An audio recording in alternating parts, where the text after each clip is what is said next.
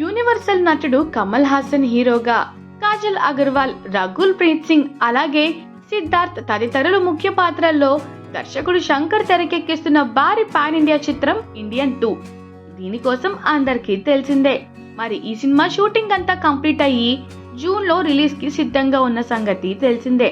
అయితే ఈ రిలీజ్ కి ముందు Tamil Nadu makers grand audio launch ని ప్లాన్ చేస్తున్నట్లుగా రీసెంట్ గానే ఇంట్రెస్టింగ్ బజ్ వినిపించింది.